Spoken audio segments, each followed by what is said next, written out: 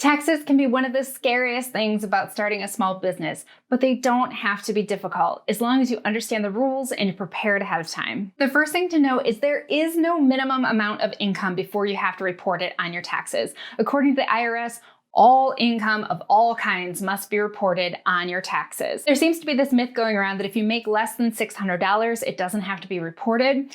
Where the idea comes from is if you work as a contractor for a company and you make less than $600, you're not going to get a 1099 NEC. NEC stands for non-employee compensation, and that's what's paid to contractors. So this would be things like if you work for Uber or DoorDash, or like me, you're on YouTube and you get paid by Google Ads. Any of those companies will give you a 1099 NEC if you make more than $600, but not if you make less than $600. But that doesn't mean it doesn't need to be reported. It still needs to be reported according to the IRS. Next thing you need to know is you're going to need to file a Schedule C if you have a small business or side hustle of any kind. A Schedule C is a profit or loss statement for a business.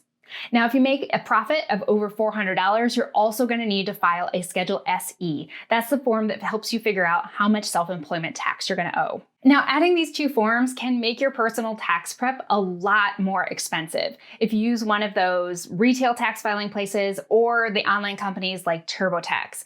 Sometimes you can make a profit of $100 and then your tax prep costs more than $100 to add on your self-employment taxes. That can really suck if you started this side business to make a little extra money and then it's all eaten up by your tax preparation. That's why I use Free Tax USA. It's free for all federal forms, including self-employment, and it's very inexpensive if you need to file state. I'll include a link down below with a coupon code for Free Tax USA. The next thing you need to know is the IRS could classify your business as a hobby business. A hobby business is something that you do for fun that might also bring in some income. The IRS sometimes cracks down on these because people like to use a hobby business as a way to get around paying taxes. For example, maybe they're making some jewelry in their basement, they made $1,000 in income during the year, but they're trying to claim that they had $10,000 in expenses for jewelry making equipment, so then they had a $9,000 business loss, and they can use that to offset their other income from investments or regular job income. If you have a small business and you make no profit or take a loss for 3 out of 5 years, that's going to raise a red flag for the IRS. If you fail this 3 out of 5 test, you're much more likely to trigger an audit. Now, the rules about hobby businesses changed in 2018. Before that point, if you had a hobby business, like that jewelry making example, you could deduct expenses up to the amount of income that you brought in. In my example, they had an income of $1,000 and expenses of $10,000. They could deduct expenses of $1,000 just to balance out their income, so they'd owe zero tax on that hobby business. After 2018, that's no longer true. So if it's classified as a hobby business, it counts as income and you cannot take any expenses. And that new rule lasts through 2025. So if you have a small business, you definitely want it classified as a business, not a hobby business.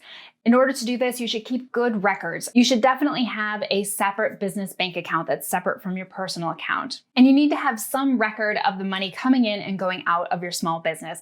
I like to use YNAB for this. YNAB stands for You Need a Budget, and it's what I use for my personal budgeting. And you can also use it for simple business budgeting. And I have a link down below where you can get a free month of YNAB if you want to check it out for your personal or business budgeting. Next thing you need to know is the IRS's home office rules. A home office deduction can definitely help you out with your small business, but here's how it works. First, your home must be your principal place of business for the business. This means that there can't be some other main office besides your home. Your home is mostly where you do your business. Also, the office in your home must be regularly and exclusively used for your business. This means it can't be a home office / guest room or home office / TV room. It has to be only for your business. Now, thankfully, claiming the home office deduction is pretty easy. You can use the simplified method, and that is just based on the square footage of your office, and you don't have to keep track of any house bills or anything like that to take this deduction. Next thing to know about is the IRS's cell phone rules for small business. You can actually deduct your personal cell phone as a business expense if you are using it for your business. You get to deduct the percentage of your cell phone bill equal to the percentage that you use your phone for your business. So if your phone is used 25% for your business, 75% for personal, you can deduct 25% of your cell phone bill. as a business expense. Next up is mileage tracking. If you drive a vehicle for your business, you definitely want to track your mileage so you can take this deduction. There are two different ways to take the mileage deduction: standard or actual. Actual means you're going to keep all of your receipts for gas and maintenance and everything on your car. Generally, that is not the best way for people to take the deduction. You want to just use the standard mileage deduction. So for the standard mileage deduction, the only thing you need is a log of the mileage you drove for your business. The IRS says that you should be writing down your odometer reading at the beginning of the year and before and after each business trip that you take. This log can be very simple. It can be a Google Doc on your phone or a little paper notebook in your car. You just need to be writing down when you're driving for business so that you can take that deduction at the end of the year. Thanks for sticking around to the end of the video. Next up, watch this other great video about tax preparation.